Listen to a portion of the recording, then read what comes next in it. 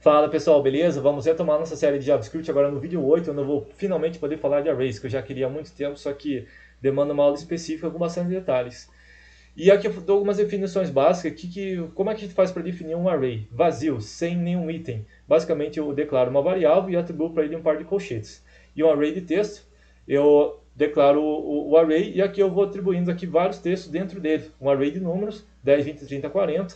E uma tabela é assim que se descreve, ou seja, eu tenho um objeto, vários objetos aqui dentro dos lugares dos itens. E as propriedades deles se repetem. Então todos têm ID, todos têm CI, ou seja, nome da companhia, e todos têm uma propriedade is open cap, ou seja, se é capital aberto na bolsa ou não. Definição básica, né? E nós vamos trabalhar com todos esses modelos agora há pouco. Checagem. Como é que eu posso checar se uma variável é array ou não? Aqui eu criei um array de nome sample, ou seja, amostra, e eu estou usando o método typeof e verificando se isso aqui, na verdade, eu gostaria de verificar se isso aqui é um array, não, só que não tem esse modelo, eu tenho defined, symbol, string, big integer, boolean, mas array não. Então, como é que faz para a gente checar? Bom, nas aulas anteriores de matemáticas e funções, eu havia chamado a função math, que é nativa do Node, aperto ponto e aqui aparecem os métodos para mim. Max, min, round, random. Aqui nós temos aqui funções de logaritmo, exponenciais, trigonométricas, enfim, ele dá um leque enorme de funções. De maneira análoga, o Node ele também tem um array, uma propriedade array, que traz aqui outras funcionalidades, outros métodos. E o que mais nos interessa aqui é a isArray. E ele vai verificar se determinada variável é um array ou não. E aqui eu defini várias delas, um booleano, valor, texto, objeto, que deu o nome de data, e uma lista. E aqui já escrevi todo esse código e ele vai verificar. E ele, veja só, para todos eles retornou falso, exceto para a lista, porque a lista realmente, como você pode ver, aqui é um array de números, né? Então é isso, assim que se verifica. Deixa eu comentar e ver o próximo exemplo. Bom, o array, ele traz para a gente uma nova propriedade. Ó, então, a lista A, que é um array, vou apertar ponto, ele vai trazer aqui o length, que é uma propriedade muito interessante e desejável, que vai trazer, na verdade, um número, ou seja, a quantidade de itens. Que no primeiro não é difícil perceber que são dois, né? É um array pequenininho, 1, 2, aqui 1, 2, 3, aqui 1, 2, 3, 4, 5. 4, aliás. Aqui, ó, length A, B e C, 1, 2, 3 e 4. Comentando aqui as propriedades, vamos ver o split e join. Eu vou falar numa aula específica de texto, mas o texto é possível quebrá-lo, dividi-lo com o método split. Eu dou o caractere no qual eu quero dividir e ele vai transformar o texto num array. Deixa eu salvar. Então olha só, estou dizendo isso aqui. Ó. Pega esse texto e quebra em todos os lugares que tem pontos e transforma ele em um array. É isso que se faz. Então o array vai ficar com www, google com ES de Espanha. E para fazer a operação contrária, como é que eu faço para juntar? Eu junto com o join. Então eu pego array.join e ponto, para juntar tudo com ponto. Ele volta novamente, www.google.com.br.es. E se no lugar do ponto eu colocasse um underline? Então ele iria juntar tudo com underline, tá vendo? Underline, underline, underline. E se aqui fosse, por exemplo, espaço, ele ia juntar tudo com espaço. Ele volta a ser texto, mas juntado com espaçamento. É isso que faz o split e o join. Deixa eu comentar. E ver as funções que eu chamei de scanner. Aliás, os desenvolvedores não chamam isso de scanner, mas só para entender. O scanner, eu quero dizer que são métodos que ele escaneia item por item e retorna um valor booleano, ou seja, true ou false. Então, eu criei aqui uma URL, www, Google com ES, e aqui tem includes, ou seja, ele está verificando se em alguns desses itens consta o www. E tem no primeiro item, e no segundo app ele procurou, e não encontrou, então ele retorna falso. Pode ver, R2 é falso. E no terceiro ele achou S, sim, é o último item, então ele retorna true. E no quarto UK, United Kingdom, tem o sufixo UK? Não tem, então ele retorna falso. É isso que faz. Ele verifica item por item e retorna true ou falso. Depois nós temos o sum e every. Isso aqui não deveria estar aqui.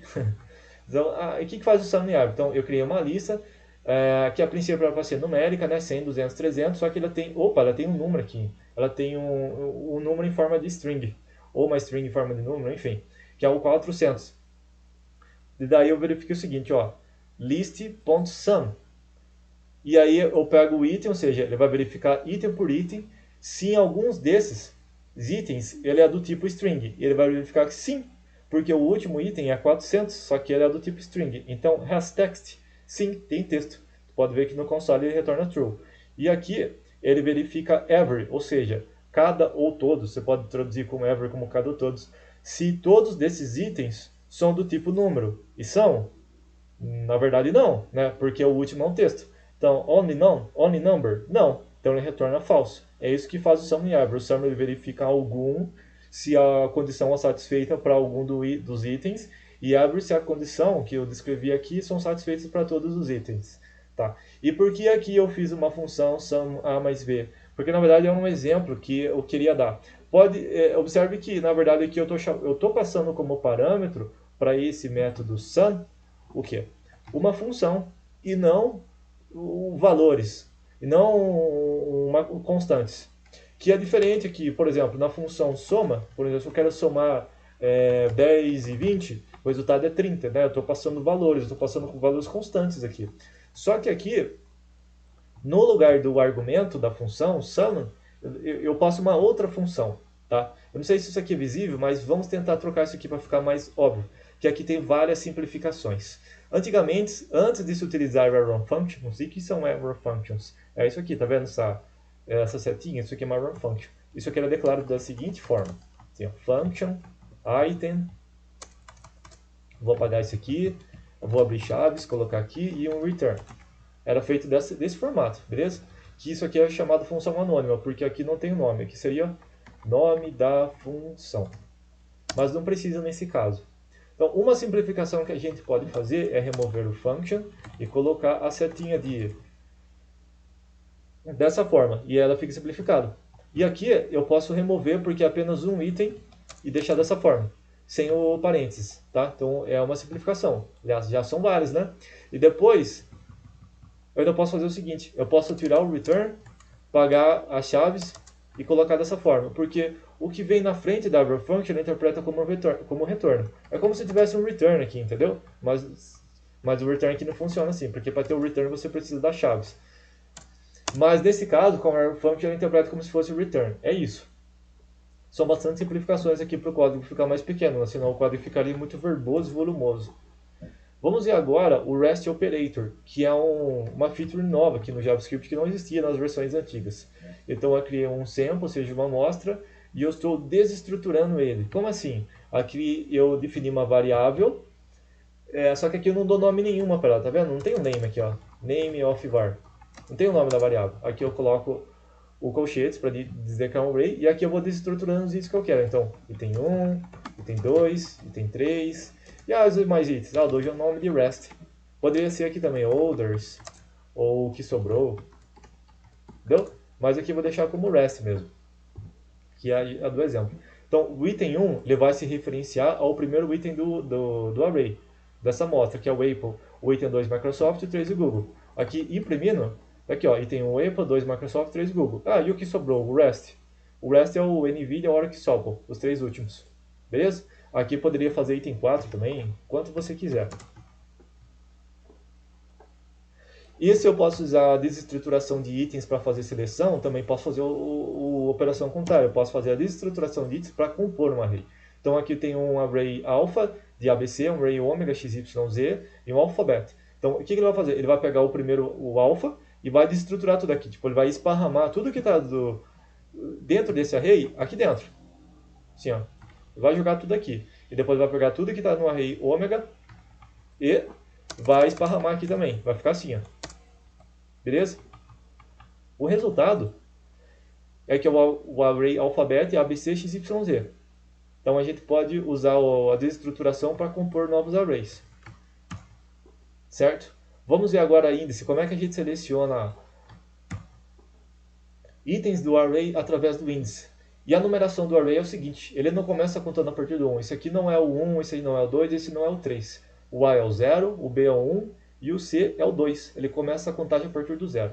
Então, digitando o mesmo nome do array, sample, e passando a numeração 0, aqui 1 e 2, ele vai retornar o primeiro, o segundo e o terceiro, que é o A, B e C. Tá? E para pegar os três últimos, como é que faz? Assim, eu vou criar uma variável L e dizer que ela é o comprimento do array, porque eu preciso contar de trás para frente. Infelizmente eu não consigo fazer assim, pega o menos 1, o menos 2 ou o menos 3. Que bom seria se funcionasse dessa forma, né? Mas não dá.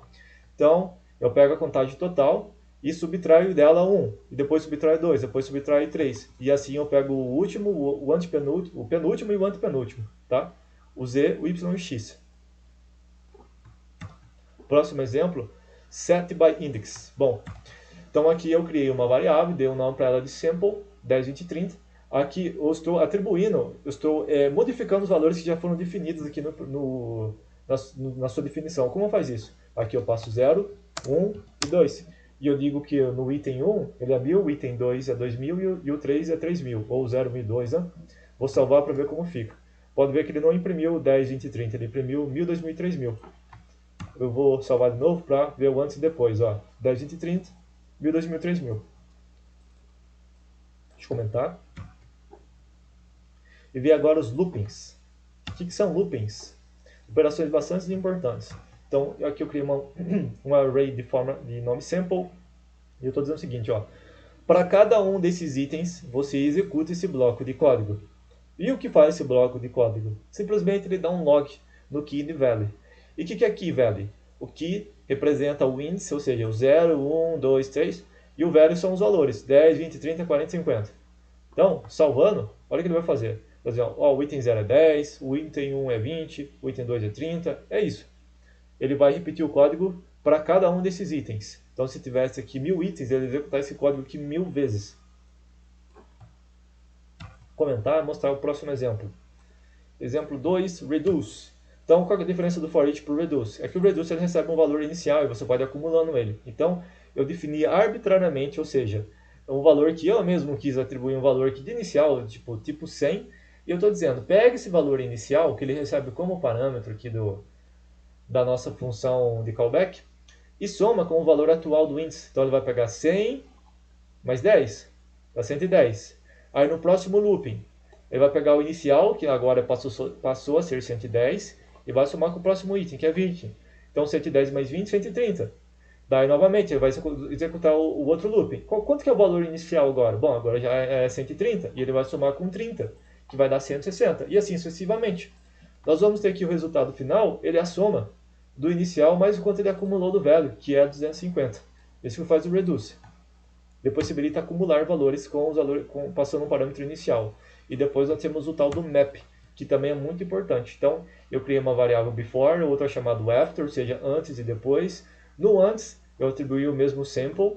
E no depois, o que eu vou fazer? Eu vou pegar o before e eu vou multiplicar por 10. Então, eu estou pegando cada um desses itens e fazendo vezes 10. Que dá 100, 200, 300, 400, certo? Olha aqui, ó. After, que é o resultado final, ele gerou para nós um novo array com 100, 200, 300, 400. É isso que faz. Tá? Então nessa aula eu vou parar por aqui porque eu tenho um limite de tempo, beleza? Na próxima aula a gente vai ver cleaning, ou seja, como é que a gente limpa as sujeiras que estão dentro de arrays.